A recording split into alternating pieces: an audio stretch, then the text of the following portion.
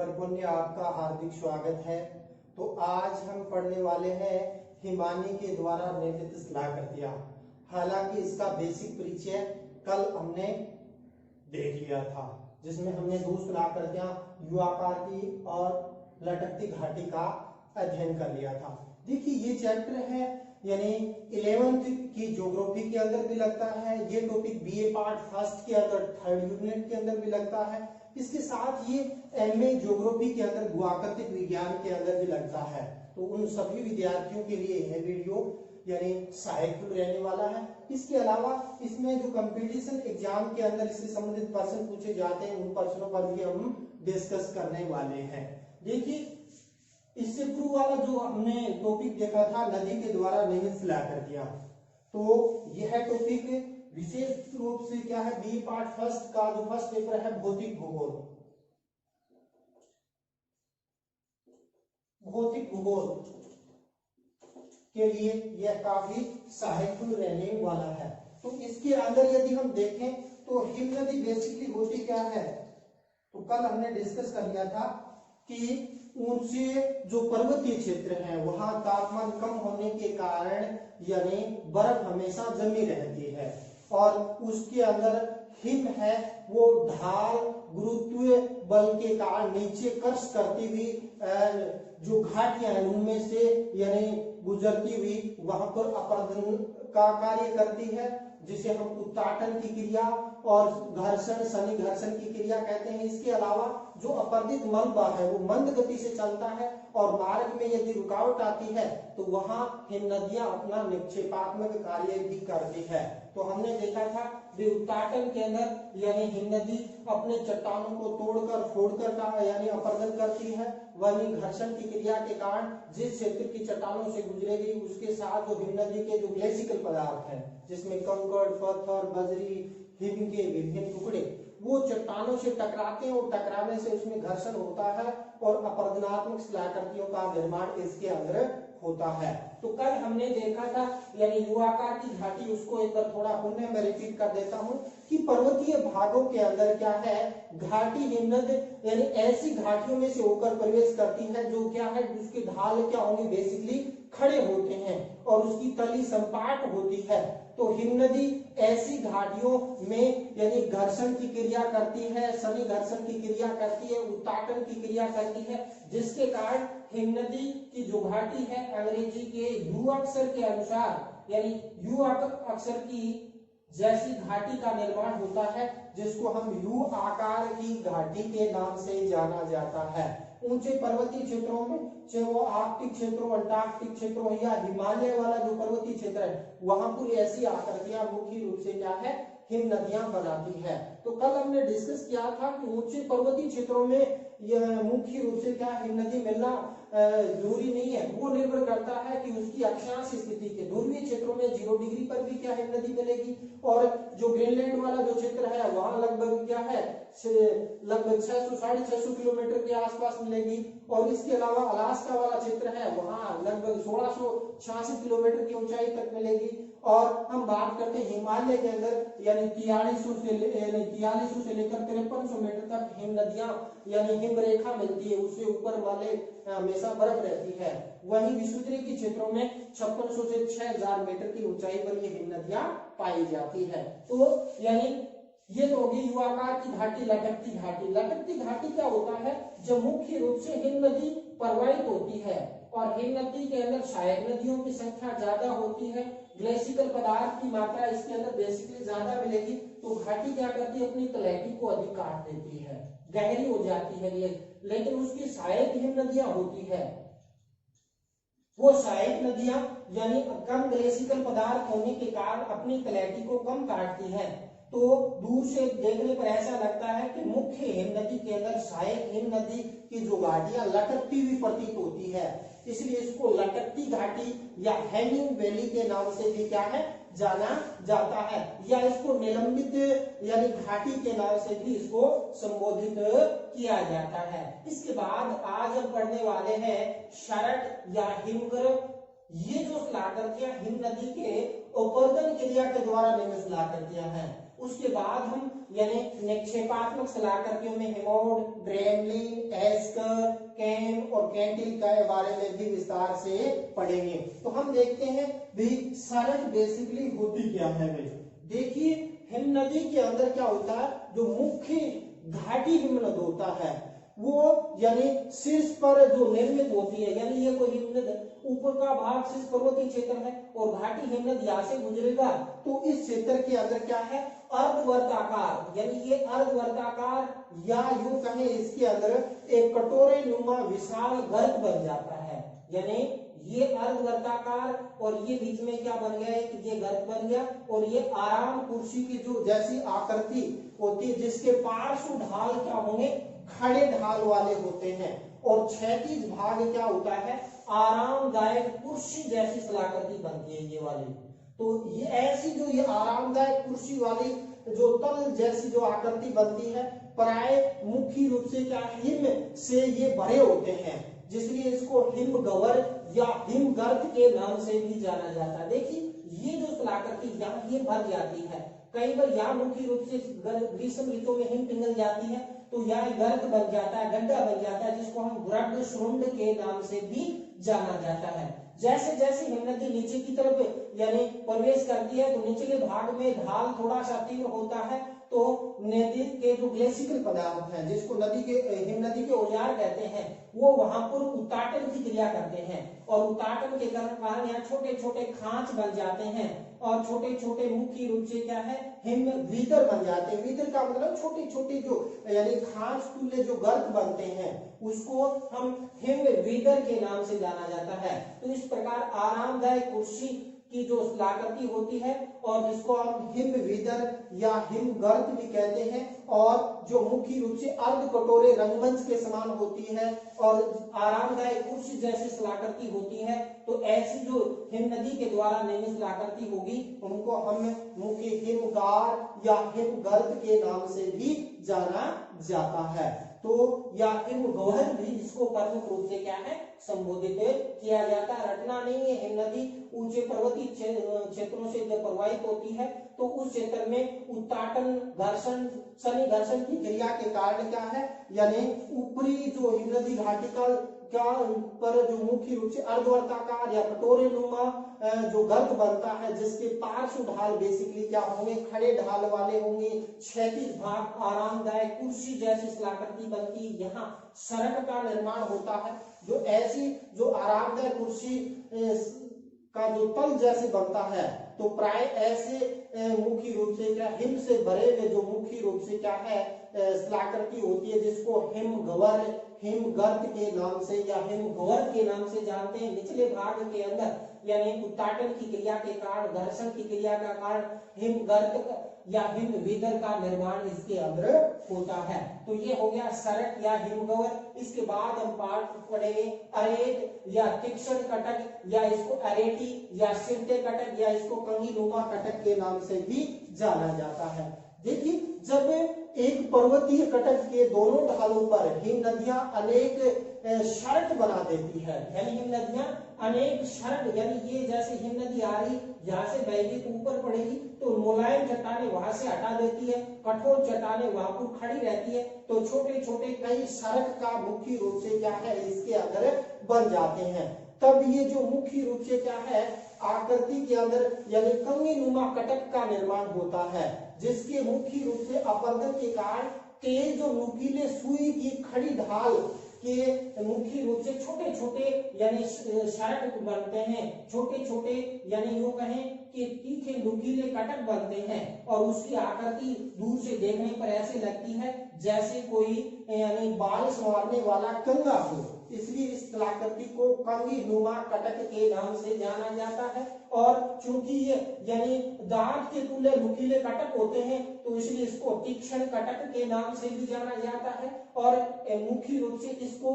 सिरते कटक के नाम से भी इसको संबोधित है वो किया जाता है। तो हिम नदी के मार्ग के अंदर जब मुख्य रूप से मिश्रित प्रकार की यानी चट्टाने होती है, कठोर चट्टाने वहां से हट नहीं पाते, मुलायम चट्टाने वहां से हट जाती है और कई सड़क मुख्य रूप से एक ही क्रम में मुख्य रूप से बनते हैं और जिसके ऊपर के भाग यानी तीखे नुकीले कटक के रूप में निकले रहते हैं और इसकी यानी स्थलाकृति मुख्य रूप से बाल संवारने वाले जो कंगे जैसी बनती है, इसलिए इसको कंगी नुमा कटक के नाम से क्या है, इसको जाना जाता है। देखिए इससे पहले हमने जो स्थलाकृति थी देखी थी यानी हिमगवर। तो हिमगवर को मुख्य रूप से क्या है, यानी कई बार कंपटीशन के अंदर पूछा जाता है कि हिमगवर को जर्मनी में क्या कहते हैं, तो जर्मनी में इसको यानी कोरी के नाम से जाना जाता है। किसको नाम से जाना जाता है, या इसको हम मुख्य रूप से क्या है, कोरी के नाम से जाना जाता है। क्या कोरी, कहा, जर्मनी के अंदर इसको। इसके अलावा स्कैंडिनेवियन देश होते हैं और उस स्कैंडिनेवियन देश में इसको कैसल के नाम से जानते हैं। क्या कैसल, स्कैंडिनेवियन देशों में कैसल, जर्मनी में इसको कोरी नाम से जाना जाता है। ये यूजीसी नेट के अंदर और एसएससी के अंदर ये प्रश्न है वो पूछा जा चुका है। तो ये हमने इसके बाद हमने देख लिया आरेख या तीक्ष्ण कटक। इसके बाद हम बात करते हैं हॉर्न या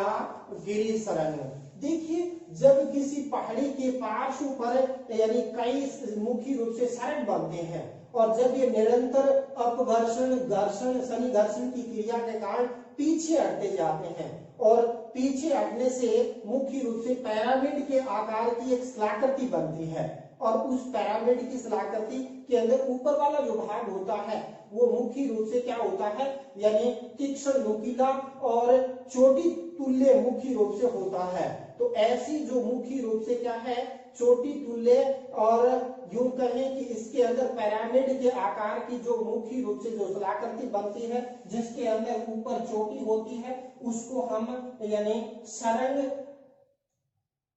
हॉर्न गिरी सरंग के नाम से भी जाना जाता है। इसका निर्माण जैसे हिम नदी दो भागों से यानी यहाँ सड़क से होकर नीचे प्रवाहित होती है, यहाँ तीक्ष्ण कटक को काटती हुई बहती है, तो यानी मुख्य रूप से पिरामिड समतुल्य होती है जिसका ऊपर वाला भाग यानी तीक्ष्ण कटक चोटी नुमा होता है। तो ऐसी स्थलाकृति को हॉर्न या गिरी सरंग के नाम से जाना जाता है। तो आल्प्स पर्वत, आल्प्स और आल्प्स पर्वत के अंदर यदि हम देखना चाहें और ये इसकी स्थिति यूरोप के अंदर है आल्प्स की, और स्विट्जरलैंड के अंदर,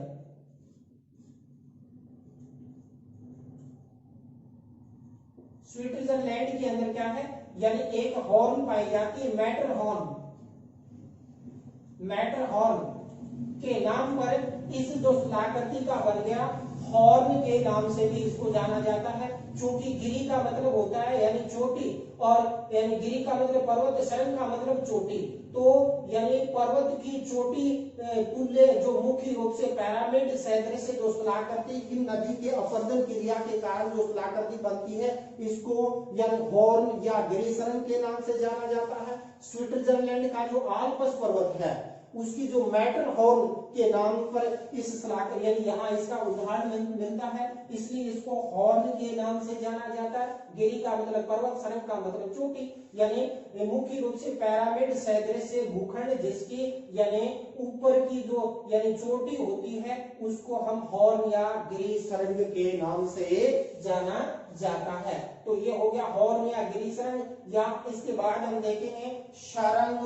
पुंछ के नाम से, यानी क्या होता है, कई बार जो हिम नदी के मार्ग के अंदर क्या होता है, कई बार हिम नदी के मार्ग के अंदर जो बेसाल्ट या आग्नेय चट्टानें आ जाती है जो क्या है बेसिकली यानी कठोर होती है और उस कठोर चट्टान के मुख्य आ जाने से जिससे वो हिम नदी क्या है उसके ऊपर चढ़ती है और जिसके कारण इस जो यानी ये जैसे हिम नदी यहाँ से आ रही है कठोर बेसाल्ट चट्टानें आ गई तो उसके आसपास वाली मुलायम चट्टान तो यहाँ से हट जाती है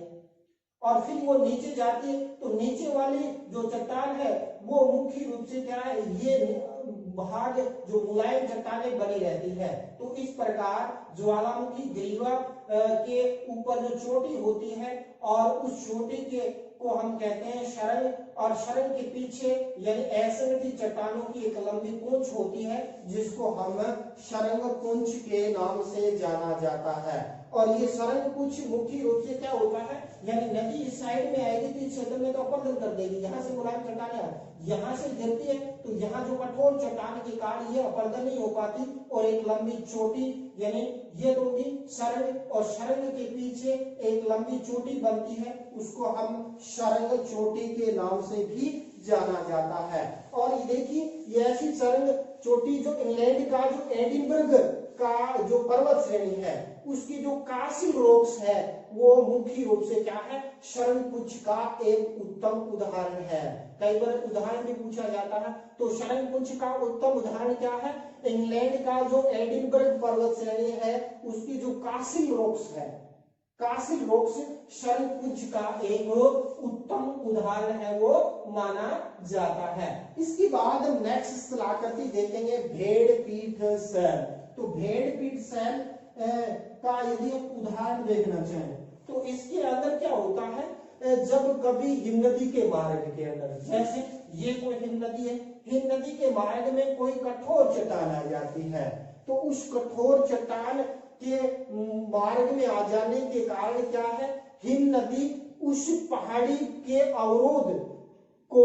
यानी पार होने से न जाकर उसके ऊपर चढ़ना प्रारंभ कर देती है। जैसे ये हिमनदी आ रही, हिमनदी क्या करती है, इसके ऊपर चढ़ना प्रारंभ कर देती है, और जैसे ऊपर चढ़ेगी तो हिमनदी चूंकि वैसे गुरुत्व ढाल के कारण या ग्रेविटी पावर के कारण मंद कर्षण करती हुई चलती है, तो इस साइड के अंदर जब हिमनदी ऊंचे ढाल पर चढ़ेगी तो धीरे धीरे घिसती हुई यानी हिमनदी आगे बढ़ती है, तो ये भाग तो हो जाता है चिकना व स्मूथ हो जाता है। लेकिन जब हिमनदी का यानी मुख्य रूप से इस जो कटक है या इस मुख्य रूप से कठोर भूखंड है इसके ऊपर चढ़ने के बाद जब इससे नीचे उतरती है तो वहां उत्ताटन की क्रिया करती है, उसके अंदर यानी मुख्य रूप से तोड़ फोड़ की क्रिया करती है, उसको मुख्य रूप से क्या है, उबड़ खाबड़ कर देती है, और जिसके कारण यानी यहाँ पूरे यानी कई प्रकार की उबड़ खाबड़ शिलाकृतियां मुख्य रूप से बनती है, और ये शिलाकृति दूर से देखने पर ऐसा लगता है जैसे कोई भेड़ बैठी हुई हो, और भेड़ की जो पीठ होती है और पीठ सदृश मुख्य रूप से क्या है यानी हिमालय की अपर्दन क्रिया के कारण जो शिलाकृति बनती है उसको हम भेड़ पीठ शैल के नाम से जाना जाता है। मेष शिला यानी मुख्य रूप से बर्फ की जो शिला जो भेड़ के पीठ जैसी आकृति की होती है इसलिए इसको मेष शिला, क्योंकि इसने रॉस मोटाने नामक यानी भूगोलवेता ने इस शिलाकृति का सर्वप्रथम पता लगाया, इसलिए इस शिलाकृति को रॉस मोटाने के नाम से भी जाना जाता है। तो रटने की आवश्यकता नहीं है, जब हिमनदी के मार्ग के अंदर कोई यानी ऊंची कठोर चट्टान आ जाती है तो नदी उनके पार्श्व से न जाकर उसके ऊपर चढ़ना प्रारंभ करती है, तो ऊपर हिमनदी मंद गति से कर्षण करती हुई जाती है, तो ये भाग तो इसका स्मूथ हो जाता है। जैसे इसके ऊपर चढ़ने के बाद इससे नीचे उतरती है तो उत्ताटन की क्रिया के कारण उसमें यानी मुख्य रूप से क्या करती है, उसको उखाड़ने का कार्य करती है, उसमें तोड़ फोड़ का कार्य करती है, जिसके कारण यहाँ पर मुख्य रूप से क्या उबड़ खाबड़ शिलाकृतियां बनती है, जो ऐसी शिलाकृति दूर से देखने पर ऐसा लगता है जैसे कोई भेड़ बैठी हुई है, और भेड़ की पीठ जैसा दृश्य शिलाकृति हिमानी के अपर्दन क्रिया के कारण जो बनती है उसको भेड़ पीठ शैल के नाम से जाना जाता है। तो ये तो होगी क्या, भेड़ पीठ शैल, और रॉस मोटाने ने मुख्य रूप से इसकी खोज की, इसलिए इसको रॉस मोटाने के नाम से जाना जाता है, इसको मेष शिला के नाम से भी जाना जाता है। इसके बाद हम देखेंगे हिम सोपान। हिम सोपान हिम नदी के अपर्दन क्रिया के कारण जो शिलाकृति बनती है। देखिए बेसिकली होता क्या है, यानी जब नदी ऐसी चट्टानों में से होकर बहती है जो मुख्य रूप से क्या है यानी एक ही स्तर के सारे मुख्य रूप से क्या है भरी हुई हो, और उसमें जब नदी अपने ग्लेशिकल पदार्थ को लेके जाती है तो क्या करती है, उनके पार्श्व निचले भाग में हिमवंत पदार्थ गिरेगा तो यहाँ खड्डा बन जाएगा, फिर यहाँ से जाएगी यहाँ खड्डा बन जाएगा। तो मुख्य रूप से क्या यहाँ दो शिलाकृति बनती है, एक तो क्या बनता है हिम माने बर्फ का सोपान माने सीढ़ियां, यानी अपने जो यानी मकानों के अंदर सीढ़ियां होती है जो एक ही क्रम के अंदर घटते क्रम में होती है, जब ऊपर चढ़ते हैं तो ये सीढ़ियां जब विशाल आकार की होती है, विशाल यानी हिम्मत चट्टानों में बनती है, तो यानी ऐसा लगता है जैसे जो दैत्य लोग हो या राक्षस लोगों के उपयोग में ली जाने वाली जो सीढ़ी सदृश शिलाकृति बनती है। इसलिए इस शिलाकृति को दैत्याकार सोपान के नाम से जाना जाता है, इसको हिम सोपान को। और हिम सोपान के निचले भागों में जब हिम्मत पदार्थ नीचे गिरता है, तो जैसे ये हिम सोपान है, यहाँ या निचले भाग में हिम नदी का ग्लेशिकल पदार्थ अपरदन करेगा तो यहाँ छोटी छोटी झीलें बन जाती है, और इन झील को कहते हैं पैडनास्तर झील के नाम से जाना जाता है। तो पैडना यानी हिम सोपान तो क्या हो गया, जब हिम नदी के मार्ग में यानी एक ही क्रम में घटती चट्टानें हो, तो वहां हिम नदी के अपघर्षण, सन्निघर्षण, उत्पाटन की क्रिया के कारण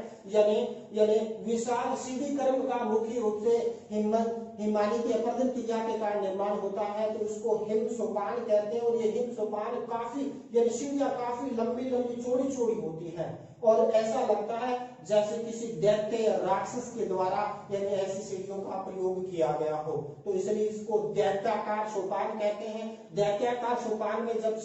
हिम नदी ऊपर से नीचे ग्लेशिकल पदार्थ गिरता है, तो उसमें घर्षण, सन्निघर्षण, उत्पाटन की क्रिया के कारण उसके निचले सीढ़ी के निचले हिस्से के अंदर छोटी छोटी झीलें बन जाती है। इन झीलों को पैडनास्तर झील के नाम से जाना जाता है। तो एक एक दो दो नंबर के पर्सन इसमें से क्या है पूछे जाते हैं, चाहे वो 11th के एग्जाम हो या बीए पार्ट फर्स्ट या एमए